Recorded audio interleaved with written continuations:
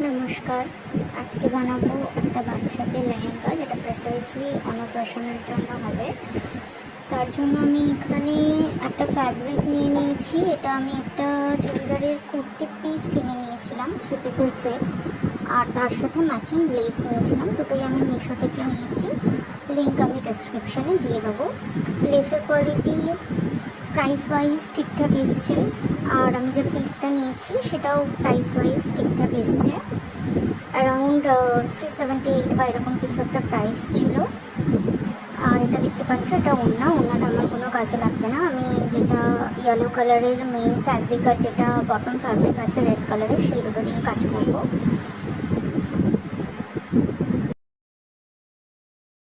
আমার লেহেঙ্গা তৈরির জন্য যা যা দরকার সবই রেডি।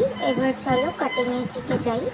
ফার্স্ট এখানে দেখো, আমি একটা ব্রাউন পেপারের মধ্যে কলি কেটে নিয়েছি, আর তার সাথে আমি বডির মাপ করে কেটে নিয়েছি। কলিটা এক সাইডে আছে, যেটা উপর দিকে কোমরের দিক, সেটা আছে 2 ইঞ্চি, আর নিচের দিকটা আছে 4 ইঞ্চি। আমি অন্নপ্রাশনা লেহেঙ্গা বানাচ্ছি, কিন্তু একটু বড় করে বানাচ্ছি, যাতে পরবর্তী সময়েও বাচ্চাটা পরতে পারে। বডিটা দেখো, এখানে আমি 2 ভাঁজ করে কেটে নিয়েছি। টোটাল মাপটা এখানে 13 ইঞ্চি আছে, লম্বায় আছে 10 ইঞ্চি। আমি কিন্তু কলিটা উইদাউট মার্জিন কেটেছি, কিন্তু এই বডির যে পিসটা, এটা কিন্তু আমি উইথ মার্জিন কেটেছি। দেখো এখানে পেন্সিলে মার্কিং করা আছে। আমার কিন্তু দু সাইডে 1 ইঞ্চি 1 ইঞ্চি করে এক্সট্রা থাকবে ফ্যাব্রিক। আমার এটা রেডি মাপটা 10 ইঞ্চি মতো আসবে বডিতে।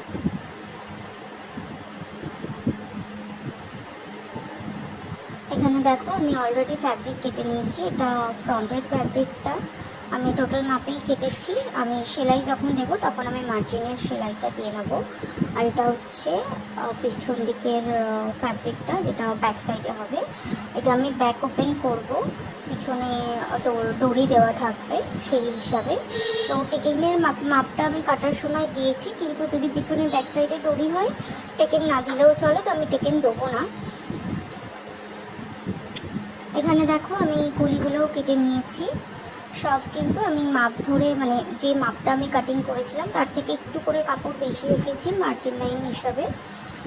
তোমরা চাইলে এই স্যাম্পল কাটিংটাও মার্জিন ধরে কাটতে পারো। আমি যেহেতু মার্জিন ছাড়া কেটেছিলাম, আমি ওই জন্য 2 সাইডে একটু বেশি ফ্যাব্রিক নিয়েছিলাম, যাতে আমার সেলাই মার্জিনটা ম্যানেজ হয়ে যায়, আমার সাইজটা যাতে খুব ছোটো না হয়ে যায়।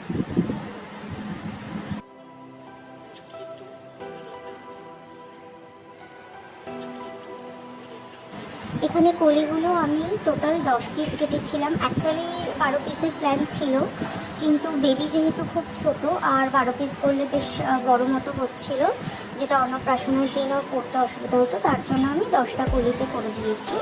এখানে দেখো, আমি কলি স্টিচ করছি। আমি এখানে ভেরি সরি, স্টিচিং প্রসেসটা সবটা দেখাচ্ছি না। এটা রেডি হয়ে কেমন লুকটা আসবে আমি সেইটা এবার দেখাচ্ছি।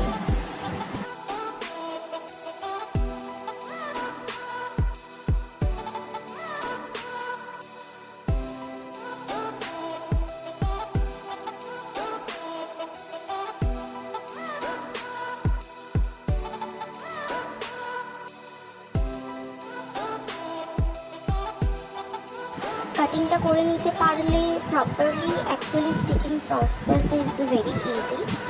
কোনো ক্ষেত্রে অনেক সময় প্রবলেম হয়ে থাকে। তো কেউ যদি নিজে থেকে ফার্স্ট টাইম বানানোর প্ল্যান করে থাকেন, তাহলে আমি বলবো যে প্রথমে নর্মাল কোনো বাড়িতে পুরনো থাকা কাপড়ে একবার ট্রাই করে, তারপরে যেটা ভালোভাবে বানাতে চাইছেন তাতে ট্রাই করবেন। তাহলে কিন্তু যে ফার্স্ট টাইম মিস্টেক্সগুলো মানুষ করে থাকে, সেগুলো অনেকটা অ্যাভয়েড করা যায়।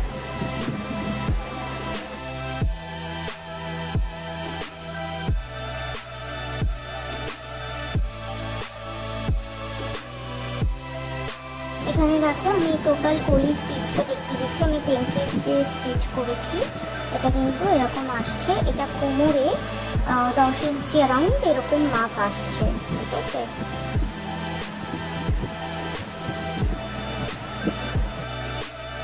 এবারে আমি ফাইনাল লুকটা দেখাচ্ছি।